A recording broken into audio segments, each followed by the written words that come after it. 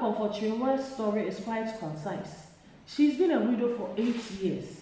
8 years with 7 children. But after the demise of the husband, due to the poor living conditions, 2 sons are out. They are dead, let me put it that way. So she's left with 5 children. Life has not been fair to her at all. Because she goes to tell the relatives of the late husband, she goes to them to seek for assistance, but then they refuse, claiming that they are not obliged to take care of her and her kids. And so she's pleading with Madame Benedicta to please help her with anything she deems fit. She does not want to be precise. She just wants Madame Benedicta to help her.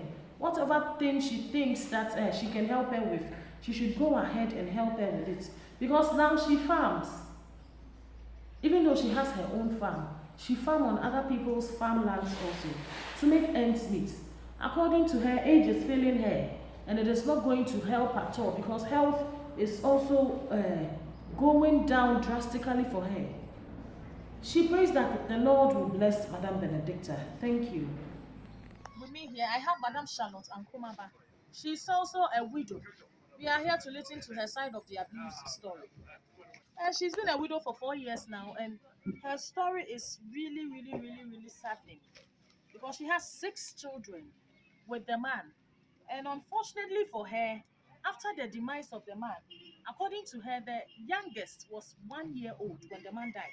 But they demanded that that child also pay a cut that they had given him for the burial of the man to hold. 2 wives, her co-wife was given an amount to pay. She was also given an amount to pay. But then she was thinking that they should have considered the fact that her children were young by then. But then no, they didn't even think of it that she wasn't working at that time. They gave her a cut to pay, and then the children also, considering the age that I have already talked about, which is 1 year for the least, that child was also obliged to pay an amount. Aside that, after the burial process of the husband, according to her, the husband was a man of God. The church, according to her, is in cancer. But then the church pledged to help the children of the first wife. Madam Soma Ajua here with me. She's also here to tell us her side of the abuse story. She's been a widow for 20 years now. According to her, she relocated to this town, Chum, Musu to be precise, with her husband because they were farmers and they had gotten a piece of land to farm on. For some reason, the land that they used to farm on has been taken away from them because it doesn't belong to them. In the first place, it isn't theirs. They were farming on it, and then whenever they have a harvest, they share it equally with the owner. So the owner had to take it from her after the demise of the husband. She's been struggling to take care of the 4 kids. And as we are speaking now, she even has extra 7 grandchildren, in addition to the 4 kids, to cater for. What she is seeking from Madame Benedicta is that she should help her kids especially, because they want to learn a trade. Some want to learn a trade, some want to learn a vocation. And so she should help them with the enrollment into a vocational institute so that they can also get something doing to come and cater for her. She says that the Lord should bless Madame Benedicta and her family as a whole. Thank you. So, Madame Faustina Sam here has been a widow for a year now.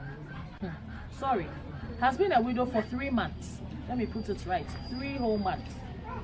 But as per the traditions and customs of this place, when a man dies, it is you, the woman, who stands as the pillar for the burial of the man. So according to her, they've been married for so many years with no issue.